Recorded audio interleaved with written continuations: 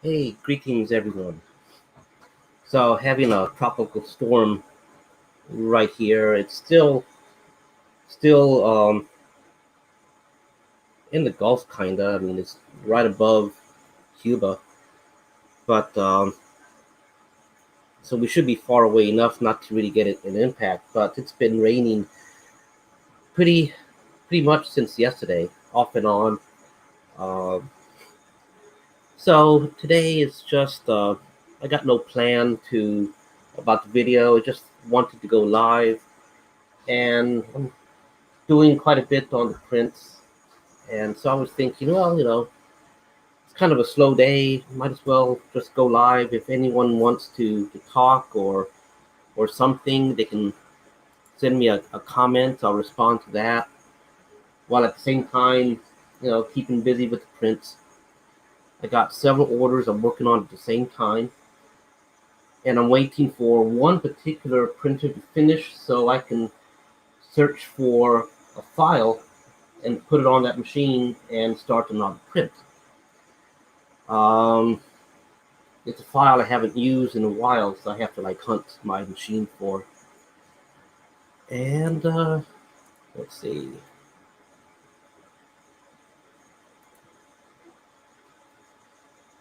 Yeah, so it's a slow day in the sense that it's stormy weather out there.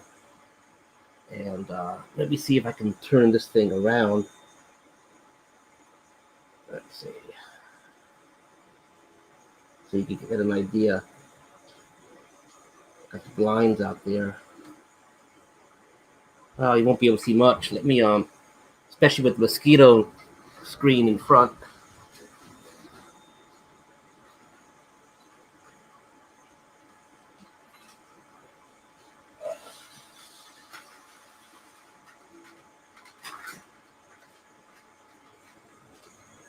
Yeah, I can't see much with the mosquito screen, but yeah, so view outside. I'm on the 5th floor. Yeah, I would love to remove the blinds, mosquito blinds, but or mosquito screen. But it's really, I guess I could do that. They got some tabs I could just unscrew a bit. But anyway, it is quite. I don't know. Maybe I can open up the window a little bit and get some. Here's the wind. Uh, I better close it. Reason why I better close it is because as I was opening it, I'm realizing that the weather out there is kind of cool, so that might affect the prints. You know, hot plastic cooling, you don't want it to cool at an uneven rate, then it'll start warping, and then I have to do things over. Oh, hey, greetings, people.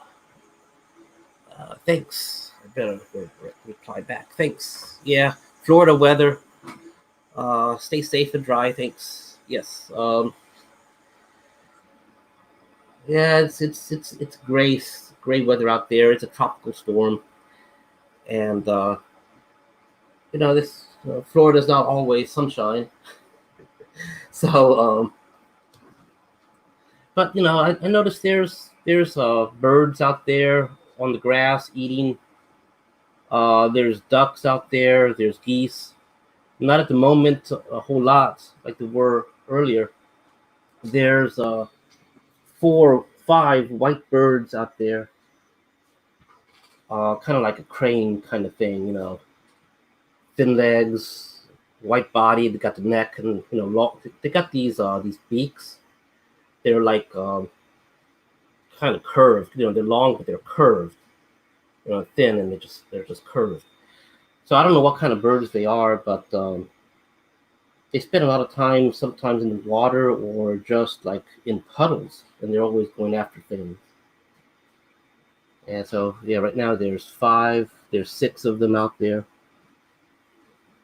and yeah, there's been a few birds trying to fly in this weather, and all they basically hover because the wind is blowing against them. So they're busy flapping and they're not going anywhere. Kind of funny sometimes. So I get my entertainment out the window. You know, I'm easily entertained.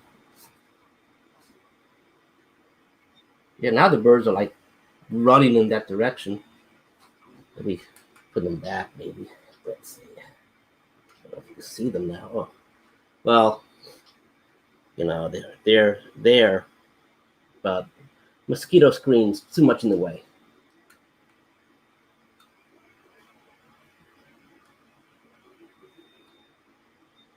So, hey, yeah, I'm sure a regular day there is wonderful and sunny. Yes, that's true. But with the fall season, it's nice. It's nice and cool. Well, I like cold weather. I like a good winter. Originally, I'm from New Orleans, and around January, it gets a very bitter, wet cold because there's a lot of moisture in the air, and it gets cold. The type that you can see your breath in the air, but it's also wet, so it really sticks to you. And it's usually rainy around January. And then I moved eventually to Texas, and sometimes in that area of Texas, Central Texas, sometimes it snows. But the winter, the air is drier and it's a little bit more pleasant. And I'm the type of person that likes to go to coffee shops when it's cold weather. And I graduated from LSU, and I have lots of memories in Baton Rouge, Louisiana, at the LSU campus, studying for finals, or around November. Around October, the weather begins to change, and then around November, it's cool. People wearing jackets starting at November. And where am I from? The Bayou States? From New Orleans, actually. Um, so on the west bank of New Orleans, around the Gretna area, so Jefferson Parish, that kind of thing. Um, but so I went to college at LSU in Baton Rouge, and so while there, during winters especially, I would go to the different coffee shops, and there's one particular coffee shop I used to like going to a lot. It was called Highland Coffee, and it was just outside. I think it was the north gate of LSU, and it's it's called Highland Coffee because it was right on Highland Road, which is a very, very long road that snakes through for miles through Baton Rouge. And part of it goes through LSU campus. And on the other side, they had this old bank, and a, uh, a guy, I think he was also a student at the time, bought or leased that property there and opened up his coffee shop. He just used regular espresso machines, nothing fancy. But because of the foot traffic in that area, he made a killing. So it got extremely popular, and they used to play classical music. I mean, it was like a regular classical type coffee shop. Nothing fancy, no specialty drinks. It was just pure, simple cappuccinos, granita lattes, and just plain coffees. No specialty items, and it was great. So I used to go study. Especially during winter, just bundle up with my jackets, scarf maybe or maybe not, a hat kind of thing, and then with a backpack, walk all the way across from the apartments that I stayed in, all the way across through the campus to the other side to Highland Coffee. And I remember just being very cold, cold everywhere that's exposed. And then as soon as I get into the coffee shop, warm air. Of course, the smell is really nice because they grounded their own coffees there as well. But well, roast actually. I was thinking grounded. Yeah, everyone grounds, but they had their own roasting machine, so they used to roast their own coffees. So you end up having this, roasted smell and stuff, and then the heat from the indoor, heaters and everything. It was really nice, and of course it was crowded also because everyone else is going to Highland Coffee to study as well. Yes, hey, Saints fan. Yeah, me, Saints fan. Yeah, although I'm not extremely big on football and such. Probably more of an LSU Tiger fan. Uh, um, yes. Oh, okay, good. Yeah, yeah, lots of humidity. Yes, and that's the number one reason why I'm glad I'm not there because of the humidity. And it's humidity and mosquitoes, and especially on the West Bank. Um, yeah, I'm just thinking about the East Bank. It's not too bad on mosquitoes. Used to go a lot to the French Quarter area, the Riverwalk area, and I used to go with some friends from time to time.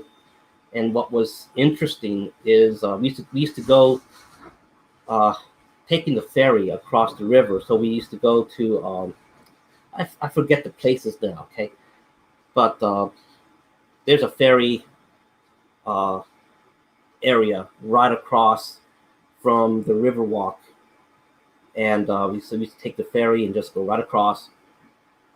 And around that area, there's a lot of old, buildings, structures, things like that. But there's one place that I went with a friend, and I've never been to this section before. And New Orleans has a lot of small, narrow doors. Sometimes they're like as narrow, like you go to an alley, that kind of narrow. And so this place was a small little bitty shop. I mean, maybe it was a little bit wider than this room, just a little bit wider. So maybe like as wide as this room is, and about half more. And of course, it was deep, and it was full of comic book shop. It's a comic book shop. It was full of comic books, and it had an upstairs area. So went upstairs, and it was just they had carpeting. It was all empty, except it was full of Star Wars, the vintage Star Wars figures. Loose in bins and boxes. Lots of stuff missing, but I'm sure you could have found some Jawas with the vinyl coat. I'm sure you could have found that, maybe even unbroken. They had a lot of old Star Wars stuff there, and so it was like a little gem, a little gem of a find. But hey, let's see, ferry, yeah, Gretna Ferry, yeah. I don't remember the name of it, but it was Algiers. So it's Algiers Landing was the ferry area. So Algiers Point. Let's see. I've always wanted to ask you, where does the Bino family come from? Oh, Bino is a French surname. Actually, I think Bino is a Scottish or Northern English name. Um, Bino, by north, by the north. So it could be Northern English or Scottish, and so that's the origin of that part.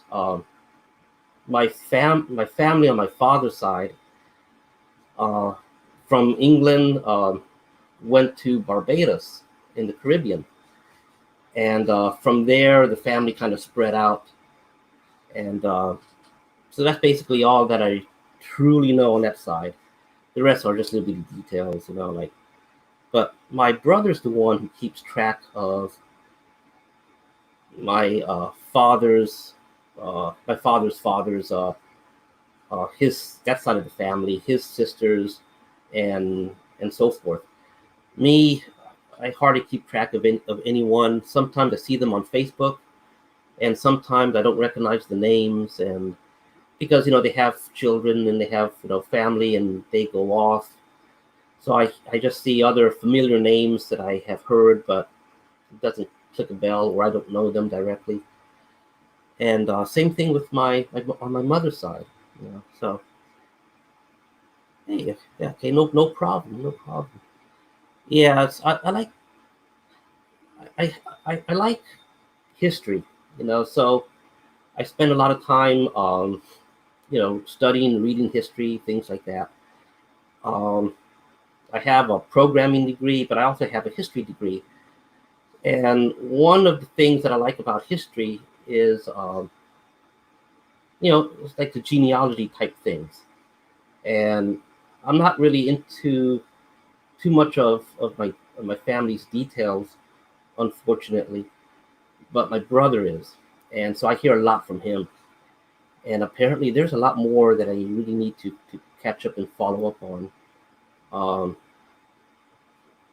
Trying to think of some other things, but yeah, times change. From you can look back at one's family and see how things were, way back decades before, and see, which side of the family was more influential, what side of the family, owned business, got into politics, things like that. And then I look at myself and I'm like, okay, well, I'm not into politics. I'm not, well, own a business, dial warriors. But other than that, it's like, lots of people in the past have accomplished quite a bit of stuff. So anyway, I'm kind of just rambling on that. Hey, a minor in history, great. Yes, I like history a lot. My my focus on history though was Asian studies, and so at the time when I graduated from LSU, it's like, okay, well, let's just start grabbing. And so, end up having a minor in Asian studies, a major in history, and a few other minors here and there. Um, then I got into graduate school and I went completely, computer science kind of thing, IT type stuff. So, but at LSU, uh, I don't know. I had my eyes focused on one thing, but I ended up graduating something else. Typical thing. Hey, thank you. Yes, and my on my mom's side, my my mother's family name is Esquivel, so it's a Spanish name, and so that one has a much more colorful history, and it's got a family's coat of arms, and from the little that I know, the family, um, came from Spain directly, and apparently the family in Spain had some good relations with the King of Spain, like long time ago. Thus, the coat of arms, and so there's there's a lot of stuff. I have to go back and reread some of the information about the family there, but it's one of these coat of arms that either you get because of service to the king in battle. So you might see like symbolisms of a knight or sword or something like that. But also, also colors plays a role in meanings. So there's a lot of gold type colors, and some blue. And I think I'm not sure, but I think the combination of blue gold for a Spanish coat of arms indicates something to do with land or something like that. I don't know, but it's been explained that perhaps that side of the family was given land by the king, and so they were landowners in Spain. Uh, but it also depends what source you read about the meanings of coat of arms. And for example, some will say like if you have a knight on it and it's facing in one direction, that's good. But if the knight is facing another direction, it means like cowardice or something like that. So, and so it just depends on what sources you read, I think. And but anyway, yeah. Esquivel, that explains. I had an inkling that you were Spanish. Yeah, yeah. So on my family side, on my mother's side, they from Spain, as far as I know, went from Spain directly to Guatemala in Central America. So so I got family in Central America from my mother's side. So this print has just finished. Let me just go ahead and get this out the way. I need to find. Oh no, I'm breaking it. Oh, slipped, but it's not broken. Okay. Um, I need to find one, two, three files, I believe. Oh, now there's geese down there. There's 3 geese, big brown geese, and there's a bunch. 1, 2, 3, 4, 5, 6, 7, 8, 8 white birds. Oh, there's more geese coming over there too. So they're having a feast. Let me quickly look for. Where is it? Look for this file. It's I'm doing. I need to find the old file for the moonshine still. And if you don't know that particular prop, a couple of years ago, I did a prop for moonshine. So it's got the I forget the names of it now, but it's got all the elements to do a moonshine thing. All you got to do is just make your own coil, a copper coil kind of thing. But I figured the moonshine was going to be good for the dime novel legends cowboy figures, because you're out panning for gold, searching for gold, a 49er. What do you want to do? You want to have your moonshine not too far, so don't have to go to the saloon all the time. Where do I keep it though? That's on the themes. I gotta go to current props. Is it under miscellaneous? I think it's under food. 118 scale. Moonshine still. Okay, good. What version is this? Is this version 1 or version 2? I gotta look at the thumbnails. View. Large icons.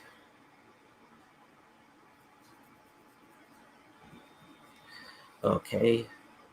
This is version 2. Okay, gotta print. Okay, now here comes the tricky part. See that if I have space in the micro SD card, each printer that I use, I'm using SD cards for now.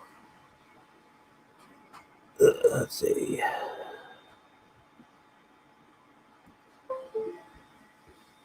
I'm getting hot. Let me just check to see what happened to the window.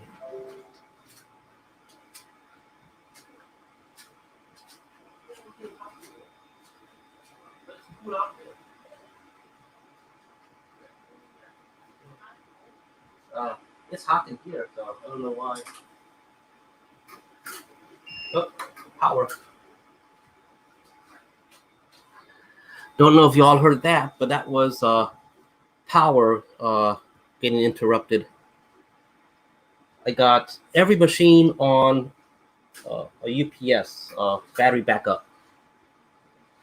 But let me go ahead and shut down some machines that I'm not using. Connect. I got everything on the network, one screen. Okay, go to shut down that. Come on, Windows.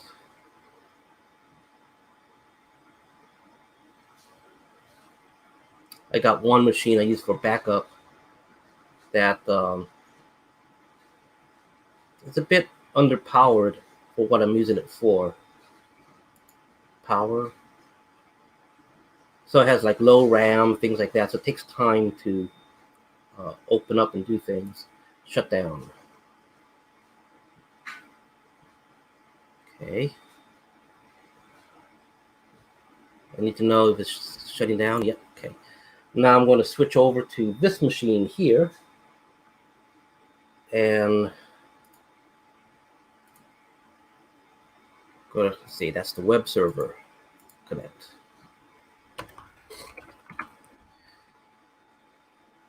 Gotta press Control Alt Delete. Okay. Gotta sign in. And then tell the thing to shut down. This is an actual server, so I can't just go in and say shut down. I got to give it a reason why, like standard maintenance or something like that. Maintenance schedule. So I got to say shut down. So I got to put in the comment, power loss. Okay. Okay, shutting down. So I can close that. Yeah. Let's see. I gotta keep this printer going. It's gotta stay on for at least 9 more hours. Computer, turn off 3D printer 1, which is the lights. Okay. Okay. So all that's hooked up to battery backup. Come on, focus. Okay. Yeah, so all that's connected to a battery backup. So I got 3 machines here. All of them are off. I got printers here, so that's connected to 2 battery backups. My main machine's connected to another battery backup. I don't have the other machines in the other room on right now. So they are connected to battery backups too, but they're not on. But if the power fluctuates, gets interrupted, they will start beeping like crazy. Okay, so let's see. I was copying file. I found the files. Now I just gotta see if I have space. Open a new window. Do I have this previously copied? I do not. Copy kettle, chest, briefcase. Okay, I'm going to go ahead and make a folder. What do I want to call it? Moonshine. I guess I'd say Moonshine version 2. B2. Now I hope I have space. If not, I gotta like offload some items. Okay. So what do I want to copy? I want to copy the milk can. Yeah. Copy. Some of these, I don't know what they're called, but there's a thump keg. I guess I gotta copy that. Copy here. Now I got these as, I don't know what they are. The names, still A, still B, thump A, thump B, worm. I know these are parts of a moonshine still. I'm gonna say still A is probably the body. Copy here. And still B is probably the top of it. The thump is usually going to be the small, I guess, middle unit. Thump keg 2. Let me go back to and take a look at the thumbnails.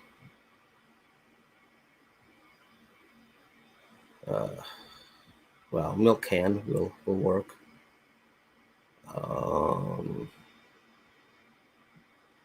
Thump keg will work.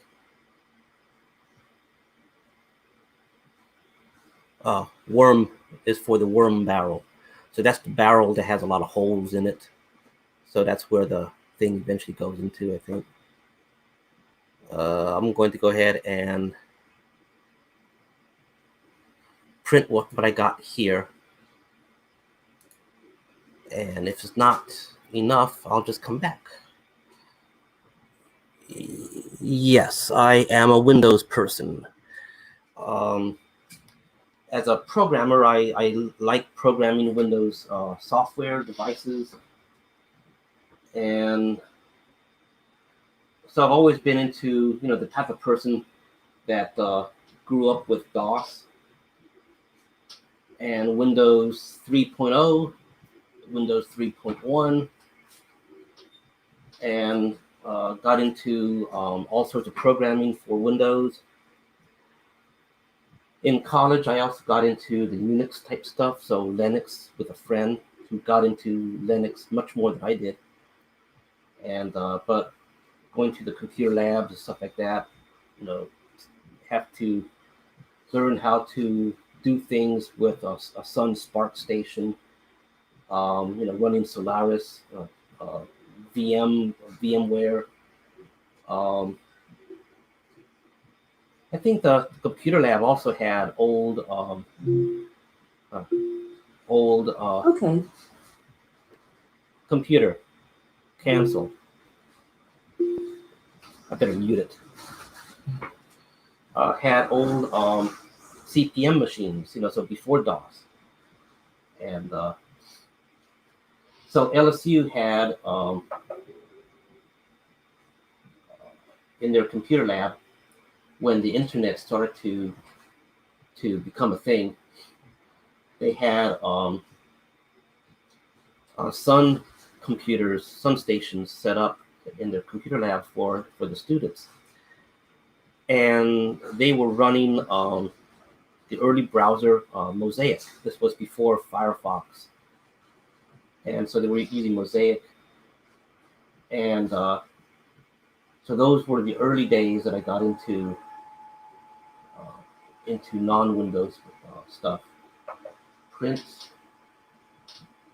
Go back.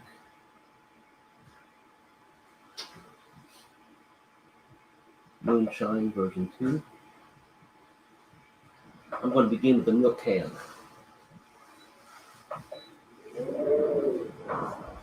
Wind.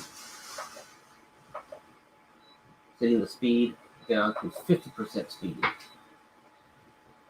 So I got a milk can for the moonshine thing, mostly because you don't always have to use a barrel for moonshine. You could always use other kinds of containers to collect the moonshine, just as long as as it works.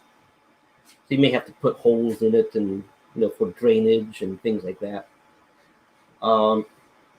But also a milk can probably has other benefits too, because you're going out west, you're a cowboy, you have a wagon full of stuff, and well, cows got to get milk. Dairy products, you can sell milk items, or use the container in the saloon, in the general store. So a milk can has many practical purposes. So you could always paint it a galvanized metal, paint it white, paint it a tin kind of color. And whether you collect the dime novel legends or some other item, it would still fit in. So a milk can is very useful. Oh, hey, yeah. So I was interested how you talked about these programs for this internet security work.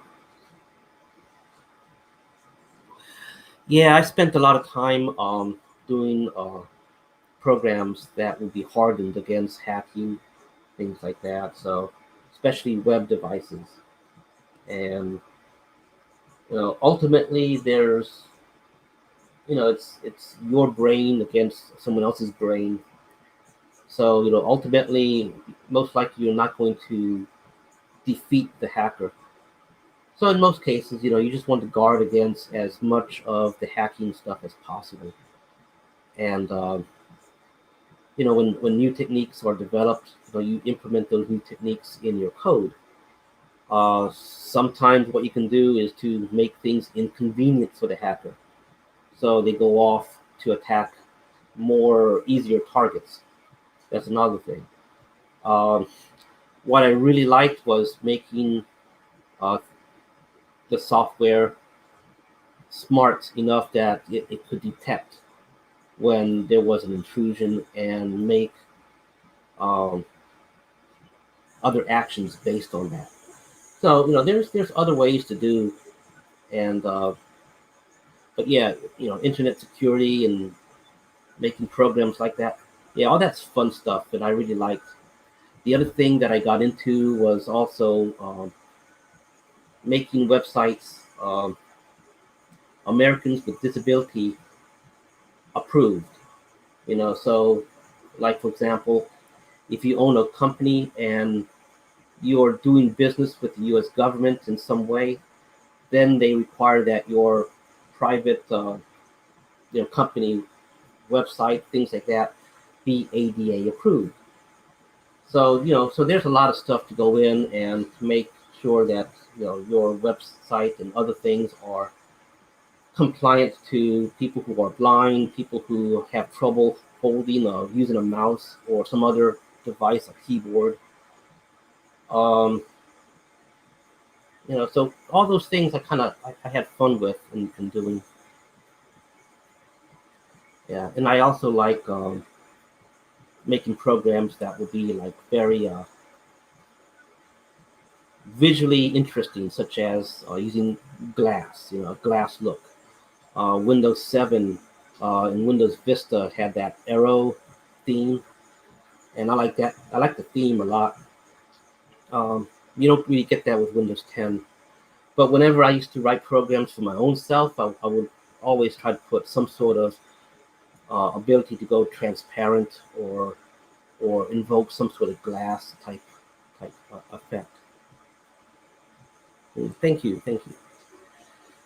Yeah, and so one thing I wish to do with 3D printing, I always wanted to get into would be doing stuff for people who have amputated hands, arms, things like that. The replacement hands. So I always wanted to get into stuff like that, and perhaps when I get more printers, I could have a surplus of printers that can be doing those kinds of things while I maintain and do the orders and stuff like that with the other printers. So what's really weird is that inside this room, it is getting warm, but as soon as I step through the door, the other room, and the door is not closed, it's open. There's wind and there's current and it's cool. So I'm wondering if there's like a bubble effect that's happening.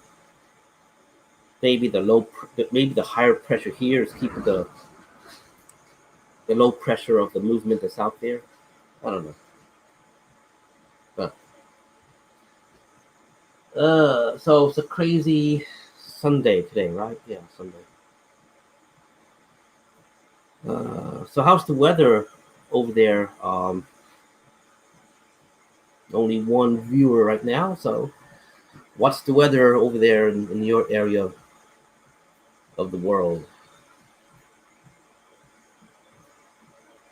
Hope it's hope wherever you are, you're not getting rained on or having electrical issues. Anyone watching, hope you're staying safe in these crazy times we're in, crazy weather and everything. I hear Rhode Island had an earthquake today. So if you're out there in Rhode Island, stay safe. Structures out there are not really designed for earthquakes. So that's interesting. Now I'm going to increase the speed on this one. Slowly increase the speed. And I'm going to slowly increase the speed on this one.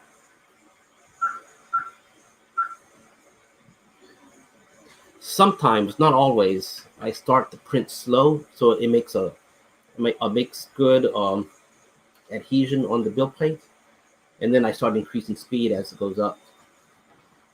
So if you ever wonder how come I'm always like changing the speed, things like that, it's because of that. Oh, thank you. Yes, I want to win the lottery also. I got big plans. Yeah. Oh yeah, Maryland. Yeah, typical fall day, cool and sunny, lots of leaves to make a pile together. I used to do that in New Orleans. In Texas, the as far as I remember, the leaves just turned brown. But in New Orleans, there were more uh, tree, I guess, tree options. It's kind of weird because Central Texas is one of these allergy capitals in the U.S. where it's getting pollen from all sorts of different types of trees and plants from different parts of the country. So, but in New Orleans, maybe because it's listed as semi-tropical, there's a lot of different kinds of trees and things that grow there, and so some of them, change into brilliant colors in the fall. And around the house that we had over there, um, what was it? I used to remember the name of the tree that we had, but when the weather started to change, the leaves turn from green to yellow, and then sometimes they'll get spotted with reds, and then of course they'll fall. And I used to be out there, raking it all up. Not a big pile, but it was enough that as a kid doing that, you end up wanting to, to wish that you can go and do other things rather than spend your weekend, raking up a bunch of leaves. Your friends are out there doing something, playing GI Joe or something like that, that I gotta rake, so.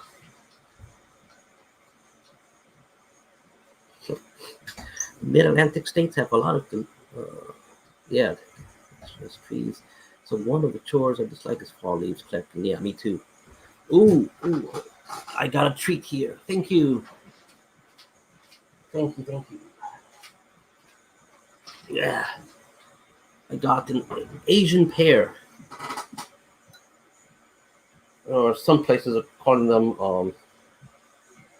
I forgot, some sort of apple. But I've always grew up with this fruit, calling it an Asian pear. Mm.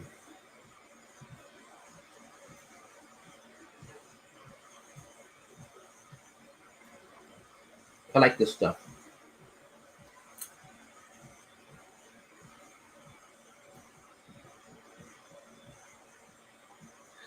Yeah, the fall leaves. I had a dog one time, and dogs like leaves, piles of leaves, and so I remember uh, raking up the leaves, thinking like, okay, I'm almost done. Now I can go join my friends. They're out there doing something in the front yard. I don't know what. Maybe I don't know, playing army or something. I don't know, but I wanted to go. And then here comes the dog, like boom, boom, boom, right into the pile of leaves. And the dog is doing all that with the leaves. But I like dogs, cats, but especially dogs. Uh,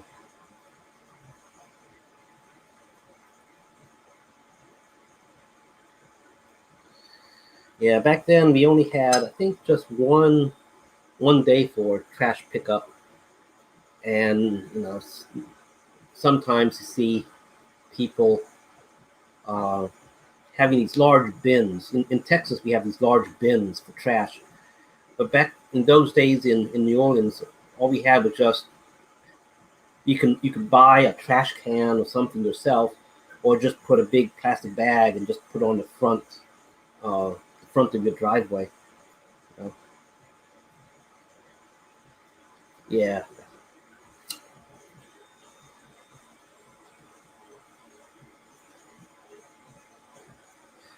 I think these days they're trying to change the name of Asian pear to like Chinese apple or Asian apple or something like that. And because my wife is calling them something apple, and I'm like, but that's an Asian pear. Yeah. So at the local market, that's what they're changing the names to. I don't know why. Maybe it's a political correctness type thing. They don't want to offend anyone by saying it's an Asian something. So so I think they're trying to be more neutral. But I don't find anything wrong with it. Asian pear tastes great. Why would that be offensive or insulting to someone? I don't know.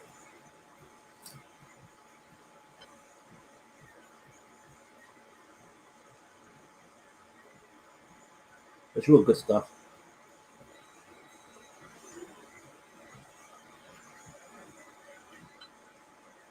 I'm always happy to see when I go to Thailand, and of course, with COVID, I'm not doing any travels like that. But last year, 2019, December, me and my wife, we were there in Thailand, and so every year we try to go to Thailand, and I'm always excited when we go out to like the supermarkets there.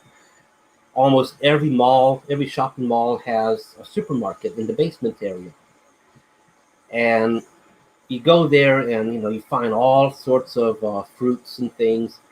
Some things I've never seen before. It's like I know it's a fruit, but I have no idea how you're supposed to eat it.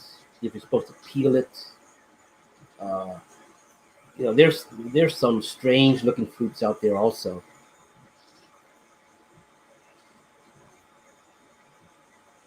Korean pears, yeah, I gotta try that out. Maybe in the Korean market that's down the street some couple miles from here might have.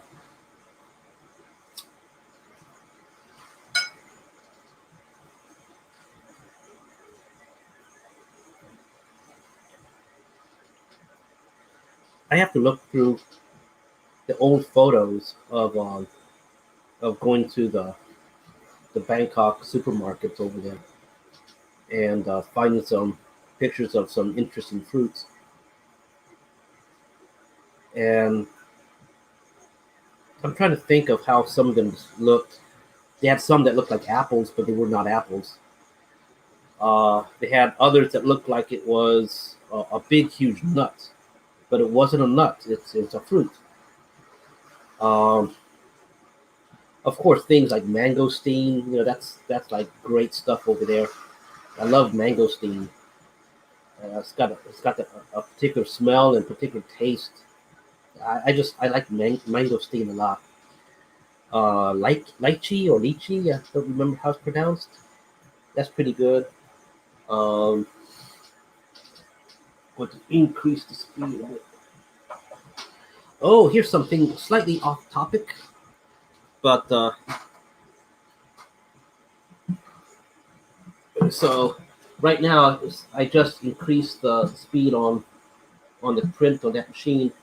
It's making a popping sound, and that's when moisture, usually moisture from the air, gets into the plastic itself. So when the plastic is hot and gets molted, the moisture in these little pockets are bursting. They're basically boiling real fast, turning to steam. So they're making a pss, pss, pss type sound. So I've been trying to get these Rubbermaid tubs and putting the filament in there with some silica gel and just trying to make it as airtight, as moisture free as possible. Of course, it's not going to be 100% because the filament has to come through somewhere. But things like this actually do help and do work. And I have some of these. Well, not this type, but I do have boxes that are designed to keep moisture down, and for these other machines in another room. In this room, I don't have space for that, so I gotta improvise and make my own. So I've been trying to make little, let's see, like here, little holders, basically that I can put on the stand. So when they're in the container, they just roll around with as little friction as possible. So I thought that would be interesting to mention. Okay. Yeah, I think most of the time, what's this? Most of the time, yeah, you'll get a lot of Asian pears from China. I think Philippines have star apples to taste. Yeah, yeah. I remember seeing those in Bangkok also. They look like stars, and had wondered, kind of lime green or a very light yellowish green kind of color, sometimes tinged with red. Yeah, I wondered about those. Hmm.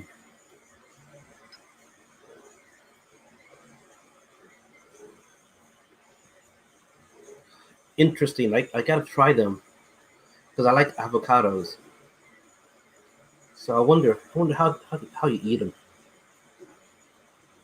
Do you peel them, or you just wash them and cut them and just eat them as is? Or do you cut them and kind of peel them back and then eat? You know, I gotta look that up.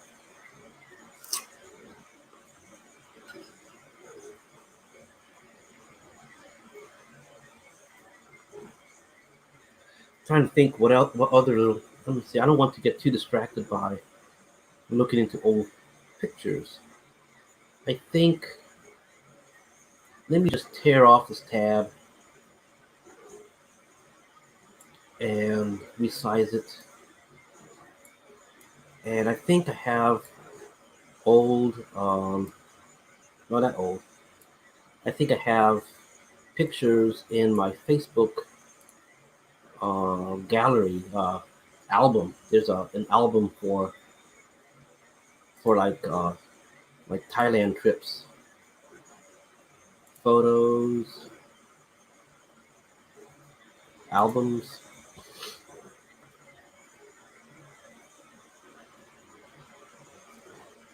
Well, let me take a look. I got several folders or several albums. I'll just take a look at the last one. 670 items. Toys, hot pots, food, more food. I tell you one thing: when we travel, is always around food. Like, where do we eat when we go there? And I think the older one gets, if someone is going to go traveling, um, I think traveling around food. Uh, how would I say?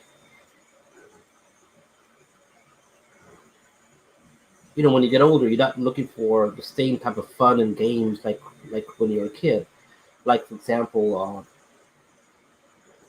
as a child, going to like Disney World, might be more about the rides. But as you get older, it might become more about like Epcot Center and the types of foods you can eat there. Because what else are you going to do when you go to Epcot Center besides walk around? They have some rides there, but it's not a whole lot. And the further in you go into Epcot, the more it becomes gift shops, pavilions, and food places to eat. So so now like whenever we book uh, or we plan for a trip somewhere, now we're like wondering where do we go to eat? You know, go to SeaWorld? Well, let's go for the barbecue over there. You go to this city or that place? Well, what's there to eat? You know? Yeah, I'm not gonna find. I'm gonna have to go out of this album back. Ah, okay, good, good, good. I'll do that.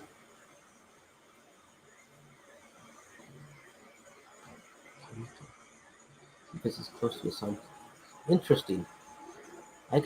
Interesting. Thank you. I gotta try that.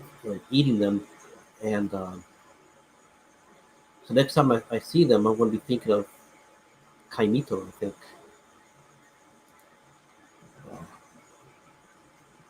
I'm gonna try one more album to quickly take a look. Korean barbecue, tea shop, dessert. Uh, yeah, I have a bunch of pictures of the food places, but maybe in a different album.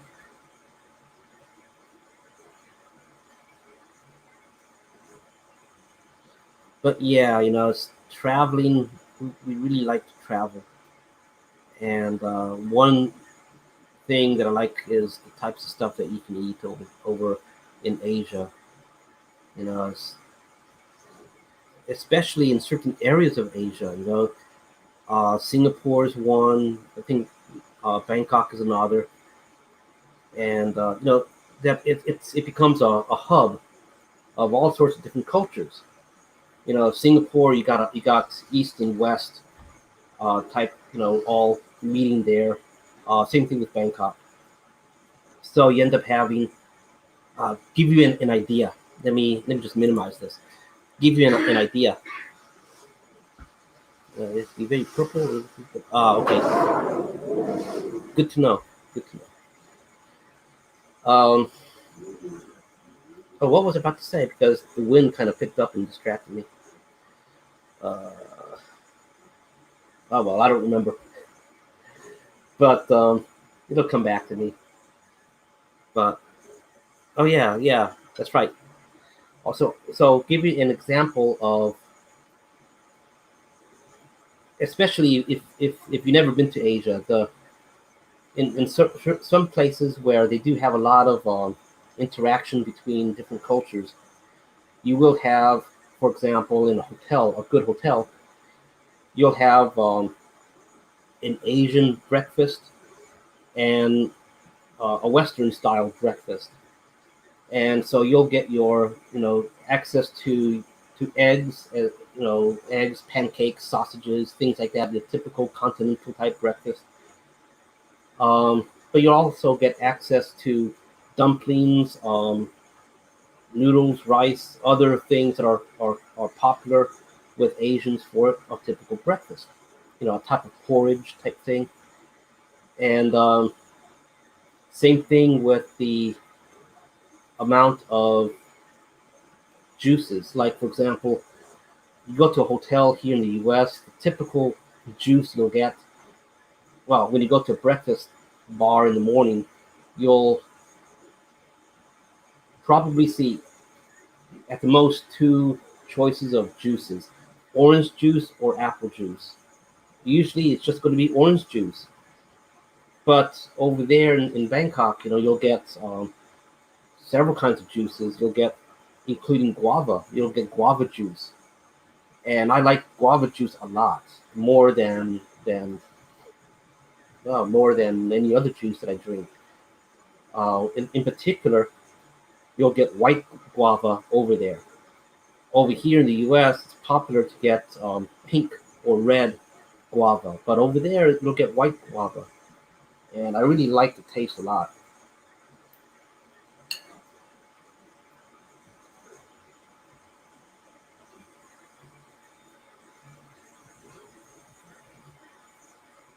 Yes, I like Singapore a lot. Also, when I was younger, my family moved to Singapore for about a year, maybe a little bit longer than a year. I'm not quite sure the complete length of time. What I know is that I had a birthday over there, so it was longer than a typical. Well, it was maybe about a year, and it could have been like a little bit more than a year or slightly less than a year. But I went to school over there, and basically for that 1 year, it was such a pleasing experience, really, that I think it kind of changed my life in certain ways. Um, I mean, got a degree in Asian studies to begin with, so it must have had some sort of impact.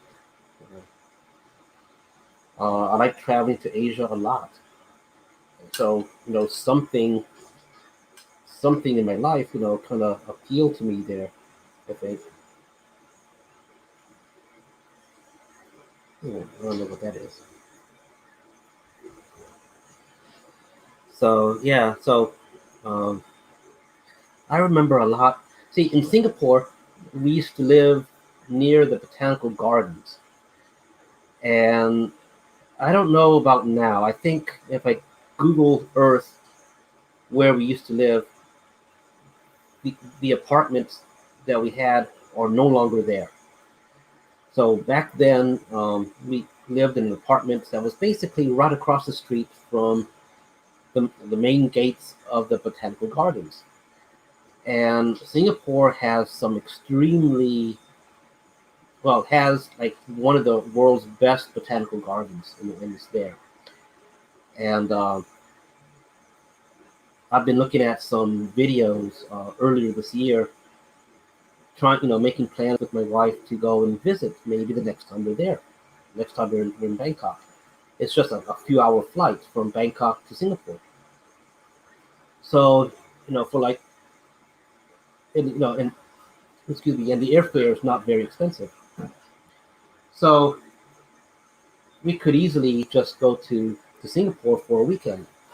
So we started to look into places like what we would do, where what hotel we would stay, and then started to look at what things we would see. So I was thinking of going to the botanical gardens again, and it's some of these videos. It's a walkthrough, so they take a long time just to walk through, and I've forgotten how long the entrance from the main gate to the middle of um, of the gardens is, and so we're going to be doing a lot of walking. But yeah, I just want to say I really remember those gardens a lot, and it's just bringing back memories right now. Another thing that I really remember about Singapore is that they had a lot of toys that I never saw or were found here in the U.S. The one that comes up to my mind the most is the early Hot Wheel cars. You know, one of the series of cars that Hot Wheel collectors go for are the classic red lines, where the wheels have a red circle that goes around the hubcap. And so in Singapore, you know, back then that was basically all that they had. And but one of the cars that they had there was the classic looking dragster, really long nose dragster. But the wheels were extremely thin, and so they used to break. And if you had the dragster and you put it on a table, and you just let the dragster just drop like that, no force, just let it drop under its own weight, it could crack and break the front wheels. So very thin like that. I never saw something like that here in the U.S. It was always a little bit not as long, or the wheels were a little bit thicker. Something was not quite right. It didn't quite match. So those were Hot Wheels that we had over there, and I had bought some, and of course the wheels broke. But if I had known what I have known now back then, I would have stocked up on a lot of the Hot Wheel red lines. Keep them in the package, that kind of thing. No, I did not have to learn Mandarin. Uh, my niece and nephews who were growing up there, yeah, have to learn two other languages. No, I did not have to. Um, when at LSU, I took Mandarin as one of those language classes. So I took 4 semesters of Mandarin, and I took 3 semesters of Japanese. Yes, a lot of toy productions do come from China, and very, very true. And at Die Warriors, we are in the process of designing some figures, and it depends how you look at it. Those figures are going to be coming from Chinese factories as well, and I'm not quite sure which factory yet, but yeah, yeah. So toys back then, a lot of them were made in China. A lot of them are still made there, including ours. So so um, but Hot Wheel cars in particular, a lot of them are made in Malaysia. Um, I remember some Hot Wheel cars and some figures. I think maybe I don't remember which one. Maybe it was Early Joe's. I don't know. Made in Hong Kong. Made in HK. So I did come across a few cars made in Singapore. The bottom of the car, uh, it was molded in Singapore, and I'm trying to remember what other places I have some cars. I think I actually had a car that was made in France. So I think only found one like that.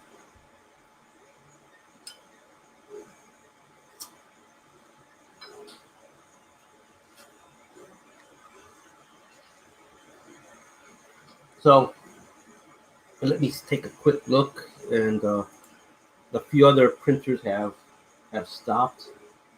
So okay, I got a whiskey jug that is already done, so I don't need to do that. I got spittoons already done. Um, I'm going up the list. Okay, I need to do. I got I got items ready for uh, there and older. So I have items already for a watertight door, so I can start putting that together.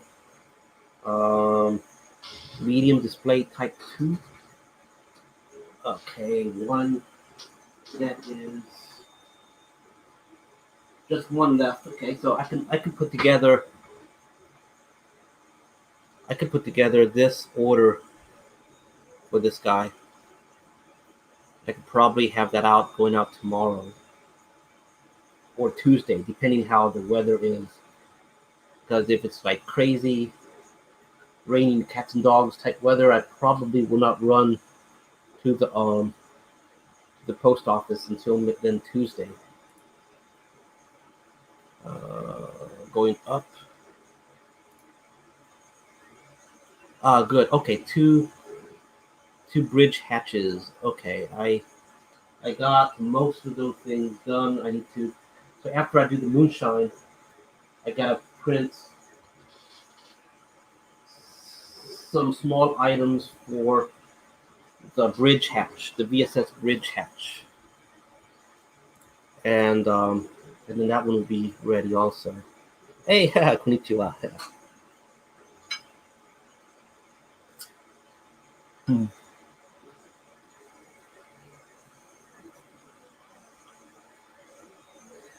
Yeah.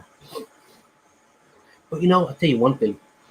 My wife and I went to Tokyo, um, just to the off the subway, um, actually off the monorail from the airport that we were at, and just just to do a quick sightsee while we were waiting for the next flight. So basically, we didn't have much time. Just leave the subway station, went out to the street, took pictures, and then went back. But I tell you, suddenly all of the skills my wife and I had for speaking Japanese, our minds went blank. You know, suddenly it was like, how do we say this? How do we say that? Simple things, and the signs in the subway for the what trains to take, things like that.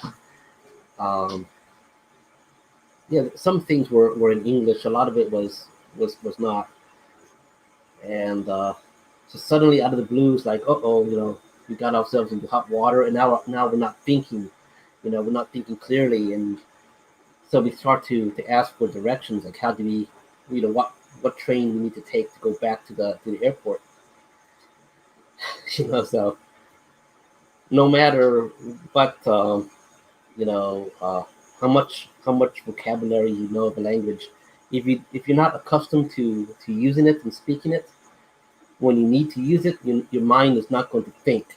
It's going to get overloaded, and you're not going to be thinking.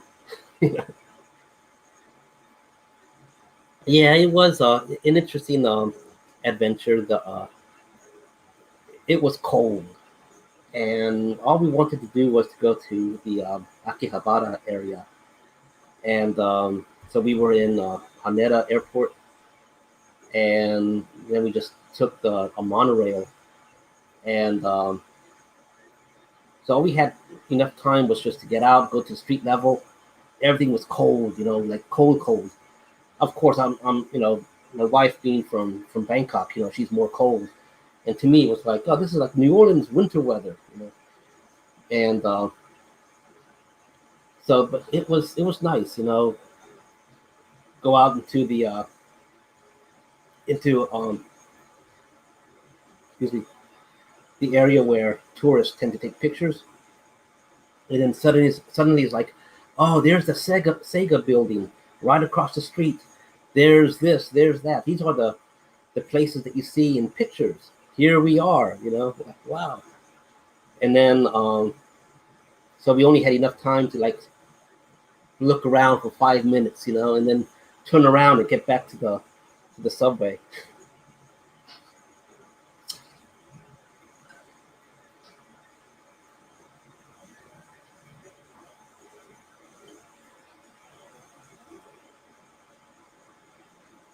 Yes, yeah, pronunciation. Yeah, the other thing that hinders too is I haven't had practice with many of these languages like Mandarin and Japanese for years. And if you watch Japanese shows or something on Netflix, it's not quite the same. And so little by little, you may not forget, but you get extremely rusty. And without the of course, without the practice, but the amount of time in between of those practices, does hinder and hurt. The other thing is, it depends where you are in the U.S. Uh, Not everywhere is they'll have a Japanese population that you can easily access someone with who's willing to talk Japanese with you. So in Texas, Central Texas, it's not really that much. Maybe in like Baylor University, maybe if they have an Asian language class, like Mandarin classes or Japanese classes, then I can see that being more. But you got to be near the university. So, and the other thing, is if you're not a student, it becomes difficult for that. So, situations, it's not so easy. Um, so I keep finding myself thinking, hoping that these little AI language apps for the phones that that does real time translations and things. I find myself thinking it would be nice to have something like that set up. You know, uh, Go to a place like Japan, for example, and as long as your phone can access the internet, it should be able to access uh, a dictionary. And if you don't look Japanese or something, if you look tourist, even if you're, even if you do look Japanese, if you look tourist, then if you're lost but you look like a tourist, then you can take the phone and say, hey, I'm lost, help me, that kind of thing. And instead of people like you know you know looking at you like what this foreigner trying to do, they'll be more willing to help. And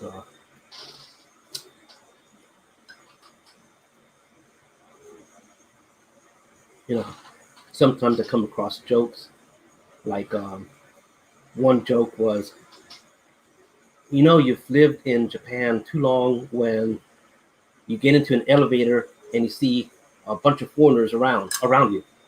And of course, it's a joke intended for foreigners anyway. So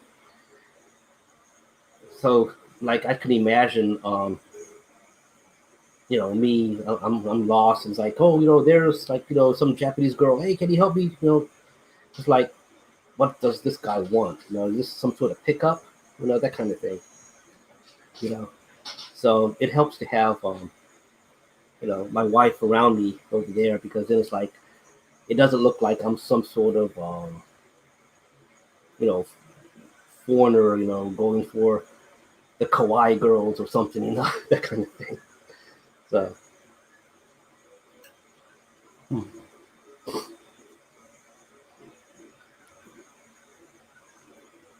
Oh, good. I'm glad you got your order. That was fast. Got it. You got it yesterday. Okay, good. Wow, you got it yesterday. I'm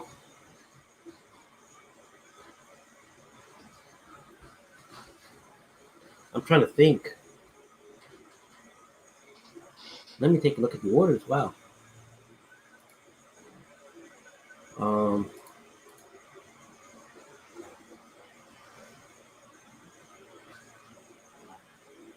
yeah. Wow. That is impressive. I would have expected it to be a little bit longer. Yeah. Wow.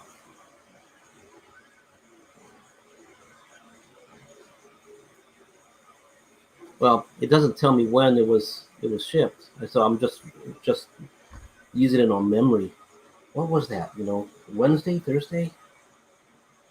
I don't remember. Maybe it was Friday. I don't remember. But yeah, that's fast. Um. Oh, where was I? Yeah, looking at this guy's order here. Okay. Yeah, for the most part, I can still read hiragana, katakana characters. One reason why I started with Japanese, and then I found myself also taking Chinese a semester or two later. And the reason is because Japanese, they also use a lot of Chinese characters, the kanji. So I thought it will help my Japanese reading writing skills if I got more experience with kanji, increase that vocabulary. It kind of did, but the other thing too is that there's a lot of kanji that is the same but different that the Japanese use. Um, there's some characters that they don't use, but they use it in Chinese. So plus there's also the issue of traditional characters versus simplified characters. and so a lot of things I didn't know, So yeah, yeah,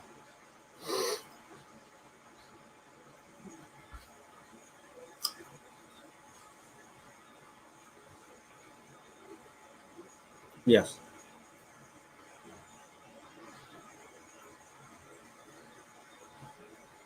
Oh. Okay. Yeah, that makes better sense. Arriving Thursday.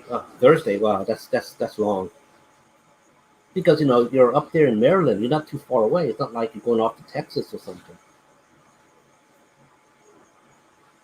So maybe the weather has an effect on that.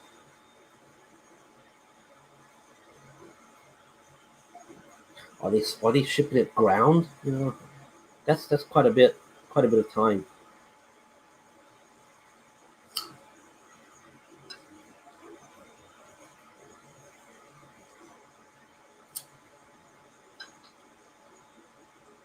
Hmm.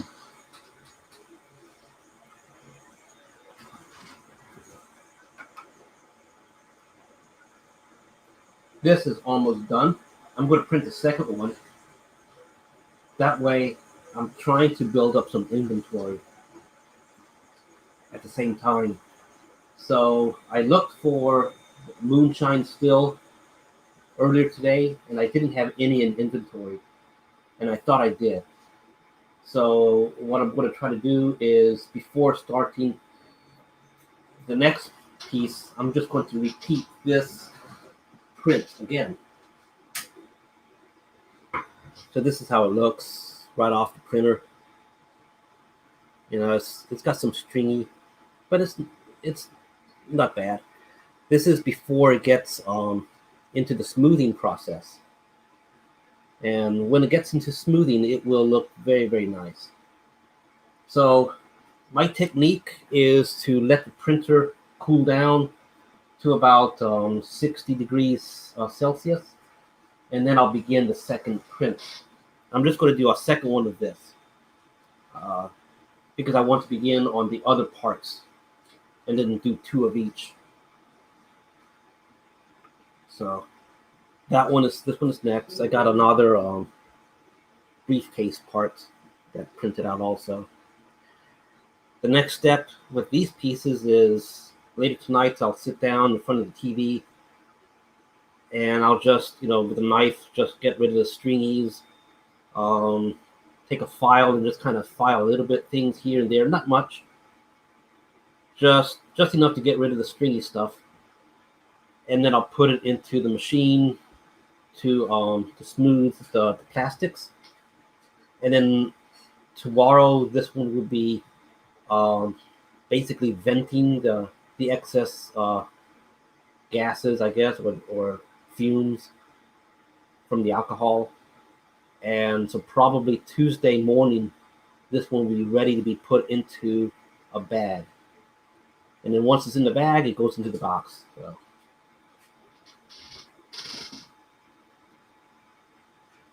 that's there. And this one is, let me go to, so right now the temperature is 129, 128, 127 degrees Celsius.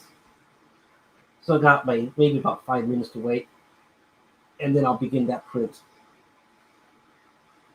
Now I need to also go back to Japanese. Yeah, we're all gaijins. Yeah, yeah.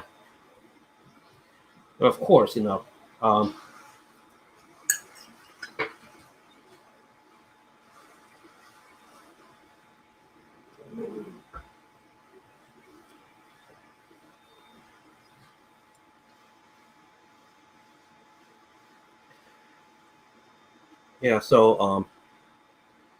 yeah. So we're all gaijin, so it can serve to our advantage as well. Such as make a mistake in the language, more likely to be forgiven. Um, do something crazy, more likely to be forgiven. Things like that. So sometimes it's easier as a gaijin that you can be a tourist and do tourist things and not look stupid. you know, walk around. Oh, I'm in Akihabara. Oh, this, this that crossing. And then you walk around with a selfie. Or you're on the selfie, but you're talking. You're doing a live cam as you're walking. And everyone's looking around like. So yeah.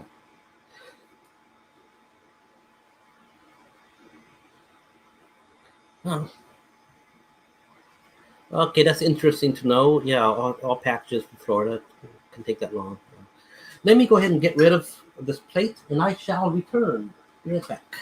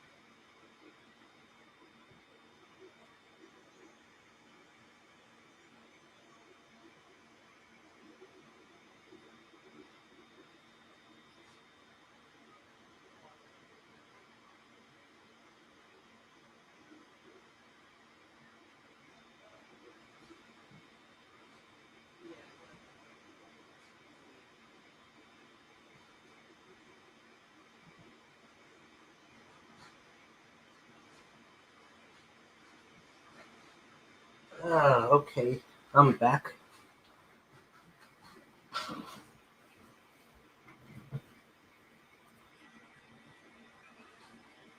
Yes, yes, I noticed that also. Gosh, I wonder what the future is going to be. I really enjoy Bangkok a lot. I really do, and I'm not very good at Thai, language. Um, my wife tries to teach me words and stuff, and I want to learn. Um, I don't know if I'm just not applying myself, but sometimes the words don't last too long in my brain, and so they're there when I'm learning it, and then like the next day they're gone. So I gotta relearn previous words, previous vocabulary. But in terms of the place, I like it. There's a lot of opportunity, and it's like there's a lot of opportunity in Texas also. I want to move back there as well, and so we have some additional equipment in Texas, and I got family there, and I think to help get the most advantage to using the equipment we have there, I need to be there also, and to keep the momentum going. And so we have an injection machine that's over there. We have a very fancy industrial level CNC milling machine over there. Um, we got more equipment over there, and I do intend to get a larger, well, not larger, but I don't have anything.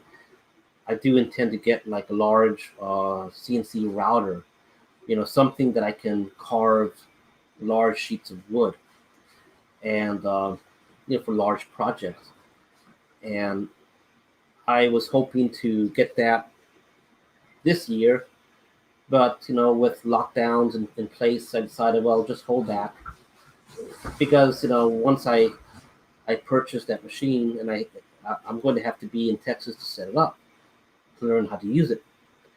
So with traveling being so inconvenient right now, I'm just thinking, well, when all of this pandemic stuff blows over and travel is okay again, then I'll go back, and I'll get that stuff.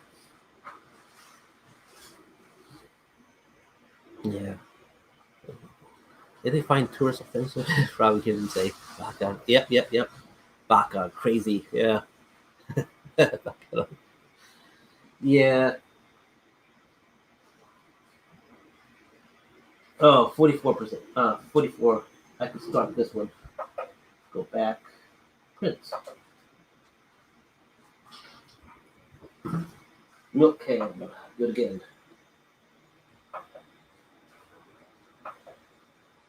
Okay. Speed. 5%. Okay. Hey, thank you. Yes. Thank you. Yeah. Healthy is one thing. It's this pandemic stuff, is really crazy. And, so I try to do the intelligent things and try to stay safe and just do stuff that I find as common sense. And so I'm taking things a little bit easy in terms of the travel. If I don't have to go anywhere, I'm not going to go anywhere. Um, I got stuff here to keep me busy, so it's not like I get bored. I mean, I got work to do, and I got collections to keep track. And of course, it's the efforts that I'm doing with YouTube. I'm trying to get a YouTube channel going. So, and I don't know what I'm doing with it in the sense of, some YouTube people, they find their niche and they find their particular approach to that niche. And so some YouTube people, they'll talk about movies and pop culture, and I follow some of them, and I like what they do. Um, there's one guy that I like. He makes a lot of sense. It's Victor Van Doomcock, DVD Overlord on YouTube. Doomcock is the nickname. So he wears a helmet and usually greets everyone. Hail, my friends! From the center of the earth. Victor Van Doomcock. Uh, I don't remember what else he says, but it's a good channel for getting updated on pop culture in terms of movies, sci-fi shows like Star Trek, Star Wars, things like that. And then there's other YouTubers that do similar things. The Star Wars girl, uh, Neurotic, and others. And I like those heel versus babyface. But they've all those people have been doing their YouTube channels for a couple of years. So they've settled to their own style. They found a style, and they've settled into that style. Me, I don't know what my style is yet. Of course, I want to discuss action figures. I want to discuss prints and other things and how we go about making these things.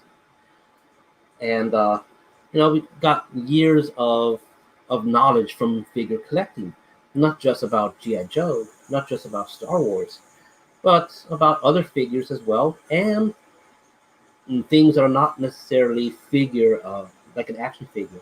Things like stands, backgrounds, diorama sets, other things that use a figure for. So we have me and my team plus you out there, the audience, have a lot of knowledge. And one thing that got me thinking about doing my own YouTube channel is I was talking to some of these other professional YouTubers, and they have their own knowledge, okay, but they were discussing action figures, and these are people who they talk more about the movies or comic books and things like that more than an action figure. So I was watching and it was like, oh, here's a question, and they completely missed it. They completely missed the answer. So then I was thinking to myself, like, okay, it wasn't an obvious question to miss, but they missed it. Well, they're not experts on everything. You don't expect them to be. So I was thinking, well, perhaps I can help contribute to the general knowledge out there by sharing some of my own knowledge. And then I was thinking, well, we got more people in Die Warriors, the team, the audience, the customers, and the people who follow. So it's like, it's a wealth of knowledge out there. What a shame to keep it all to ourselves. Let's, help spread the word of action figures and what we know about them. You know, one thing that got me into figure things like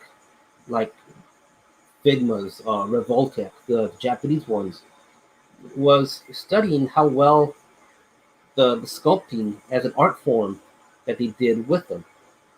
So I have on my desk, little this is a Figma of a Drossel character, and I got a Detolf type um, bookcase in the other room where I have a whole bunch of Revoltex and Figmas and Play Arts type figures, and so was thinking, we got more knowledge than just simply Star Wars or G.I. Joe. There's a whole bunch of stuff out there, a whole universe of knowledge that we can share. So I was thinking, let's do it. Let's make the video. Let's make a video and see how we go. But I haven't found my footing yet, so I'm still working that out. Thank you for following the YouTube channel. Oh, I should do this. I should do this. I should do this. Banners. Please like and subscribe to YouTube. It helps. Okay, let me go back to comments.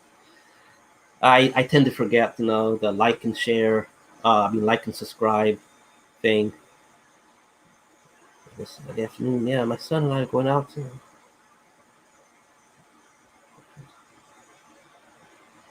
Oh, thank you.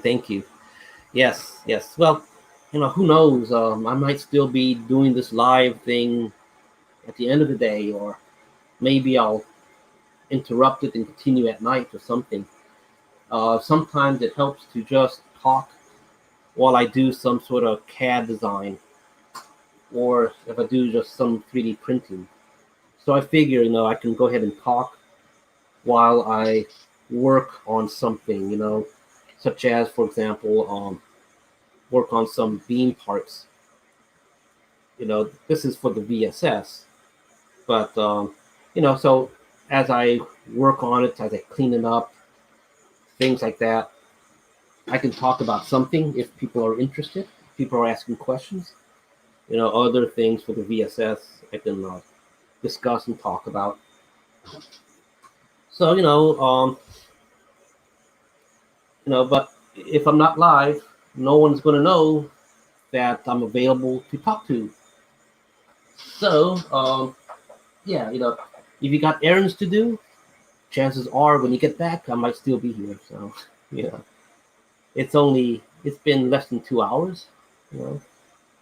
I can always turn this off and come back again later tonight and continue and have another live.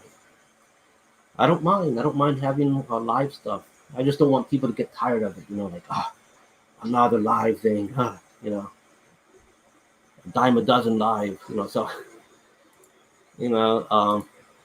so if I don't have to,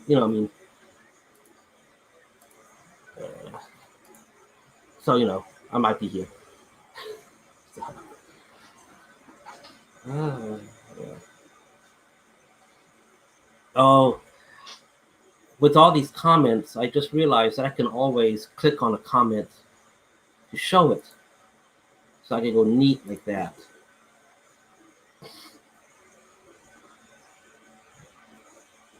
So I can do something like this. So next time I'll try to do the comments. It's instead of just looking on the comment section and talking, I'll try to just to show in a little banner the comments. Yeah, like I said, there's a lot of stuff I don't I haven't gotten my footing yet. You know. So I figure the more videos I do like this, the more I will be getting accustomed, eventually finding my particular niche.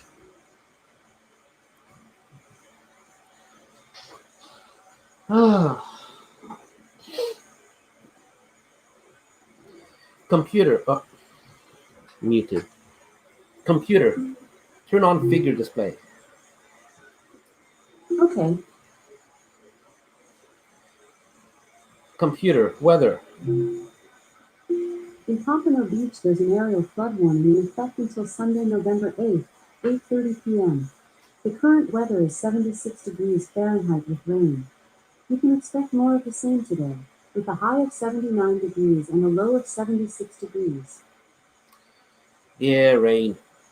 It's we got that tropical storm. I think it's just right above Cuba. And according to the forecast, it's supposed to be heading towards the west sometime tonight. Um, but as far as I know, it should be uh, just above Cuba, probably still drifting north, maybe northwest. So the weather's been up and down quite a bit.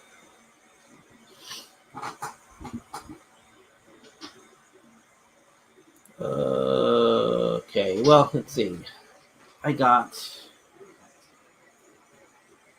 do a gun rack. I think I have. Yeah, I got gun rack parts right here.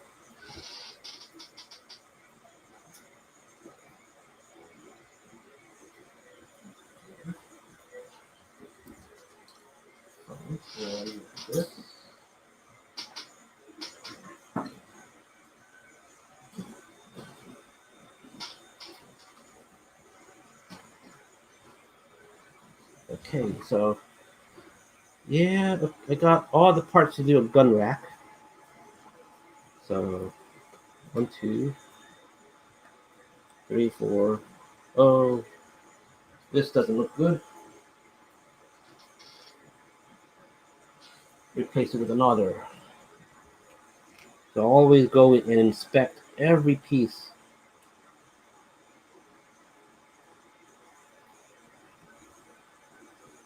Good, good, good. Yeah, good. Okay, I'm going to go ahead and get some plastic bag because that gun rack is ready to go.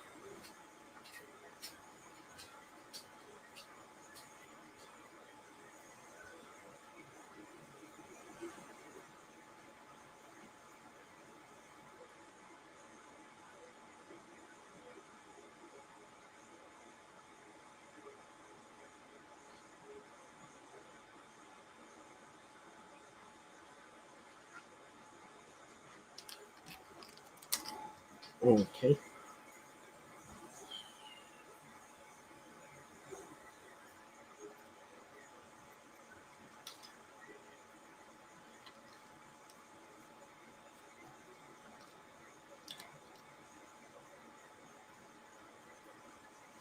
Yep.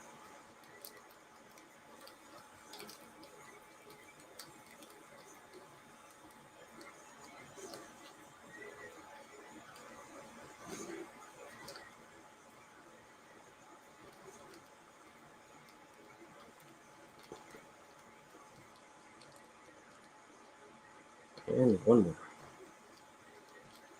Okay, only thing I gotta do now is cut a toothpick. This one is ready.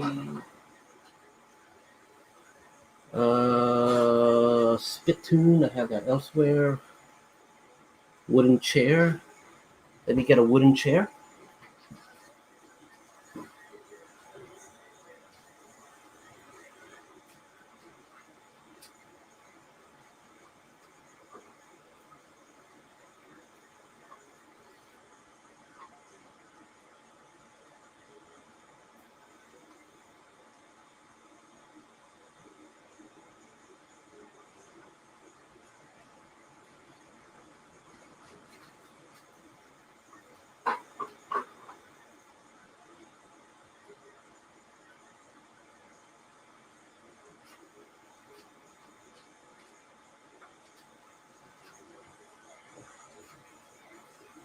Okay, so here's a wooden chair.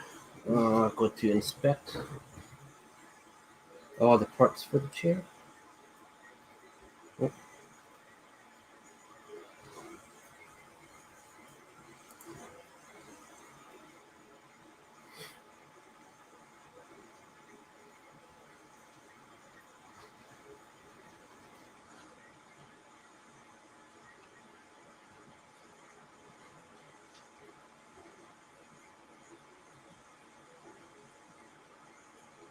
Oh, okay, just making sure all the sides, the cuts are smooth and without problem. Let me get a little bag for this chair.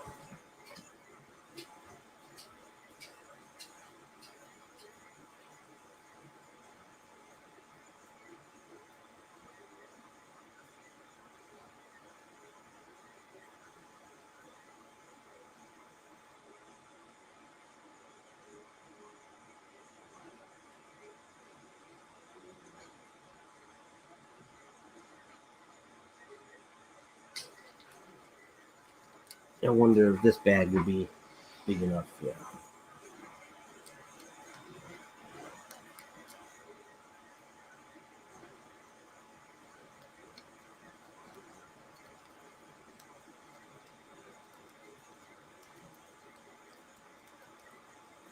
Actually, I don't trust this bag being so small. Let me get the next size up.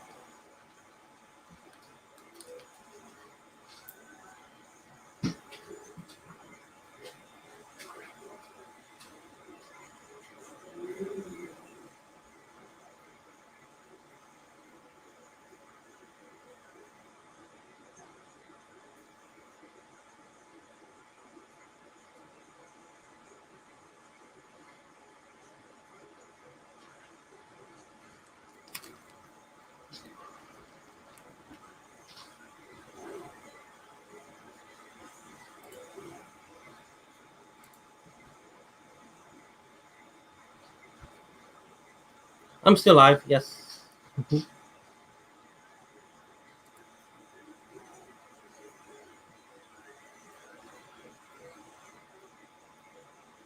Oh, let me see. I had another browser open. I think I'm going to go ahead and share this video onto my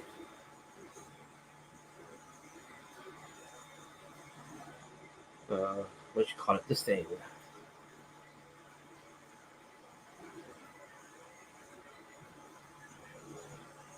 Mm, yeah, let's go share. Oh, I gotta change to my account. Share. Uh, Share now. And share again my story.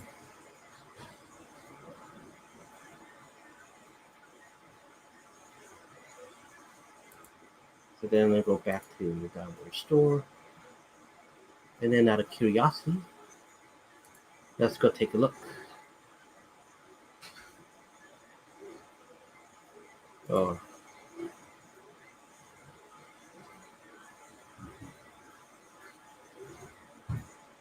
what's this?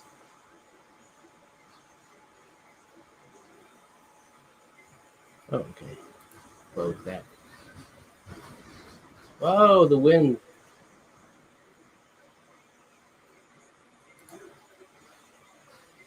So, okay, let's see.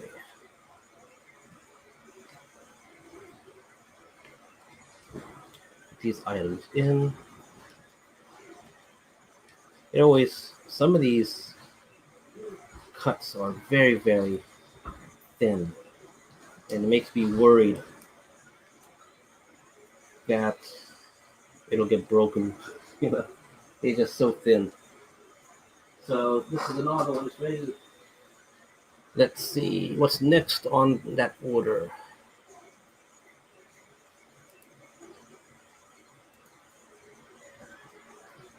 On to a poker table.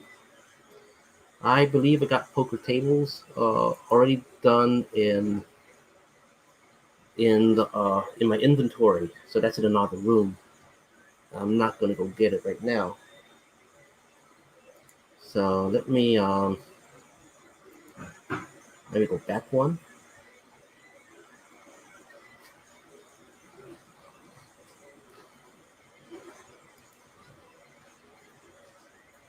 Okay.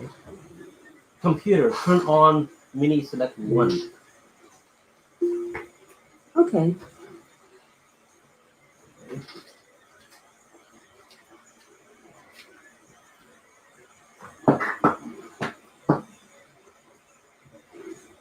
Print.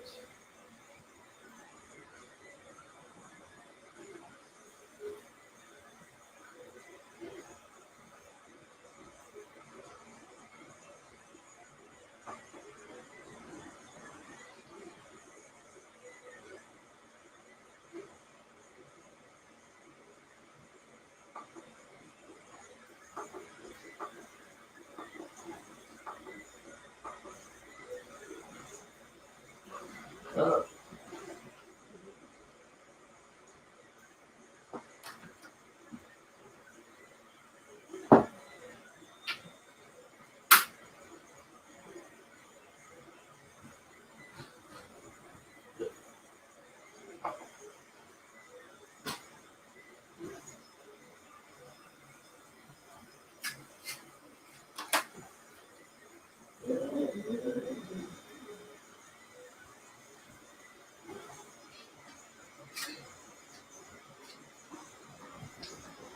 so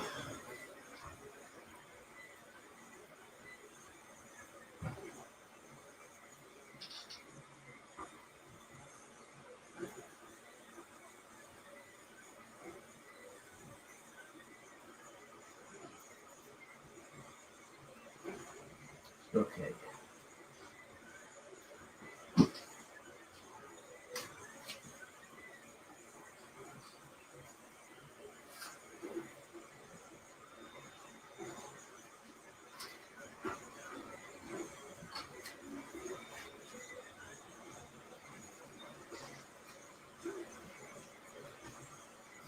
Okay, see. That order's almost done. Uh, yeah, I don't know why it's so warm in this particular room. I'll put on the fan a little bit.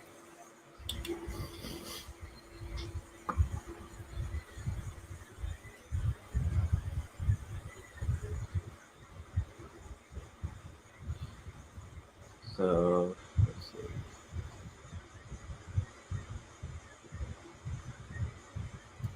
Oh wow. Okay. Here's a big order. Okay. That's done. That's done. This is partially done. That's partially done. That's done. And that's done. Okay. Wow. So okay. Well, this one's not quite done here. I need to print out more chairs. So okay. Let's print out chairs. Computer, turn on mini select 8. Okay. Computer, turn on mini select 5. Okay.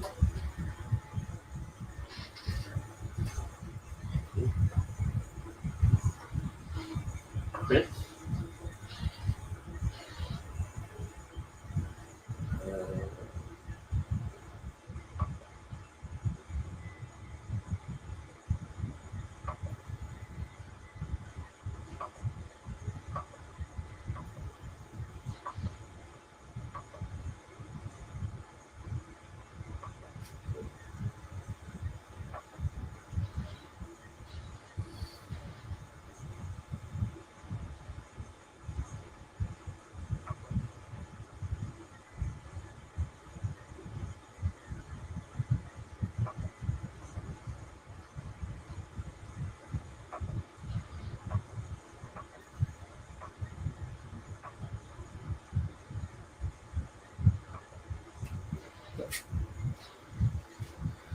So 4 chairs are going to print there. Um, I don't have enough to print a captain's chair on this printer.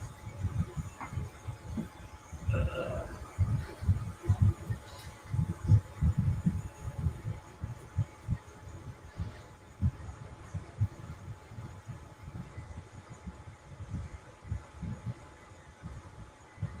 yeah, I don't have enough to print a captain's chair on that printer. Um, but I have a captain's chair already done, so okay, good. I don't need to print that one.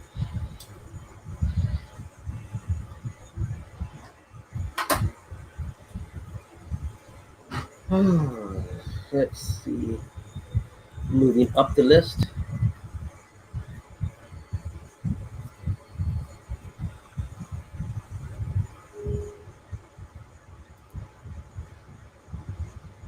Okay, I got that done. That done. So I got to print another chair there. Another captain's chair. Okay. So I got to do that.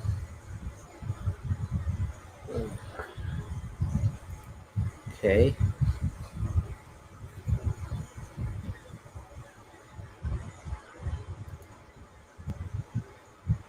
Computer racks. Ooh. Oh, sorry. King, or king regnant, is the title given to a male monarch in a variety of contexts.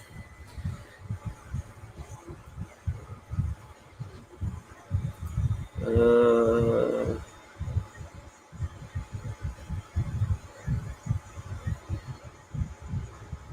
oh, I got this one. This is a big one here. Oh, okay. So that's going to be laser cut, laser cut, laser cut. 6, 7, 8, 9, 10, 11, 12. 14 laser cut items. Okay, I got the canister in yellow done. I got that done. Got that done. I got that done. Okay, good. I am doing good there. One more on top.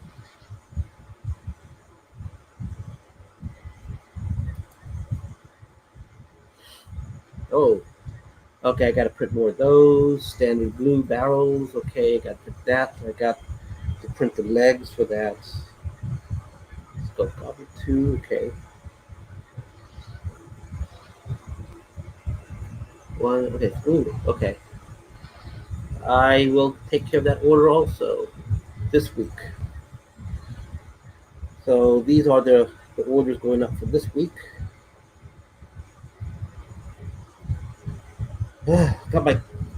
got my work cut out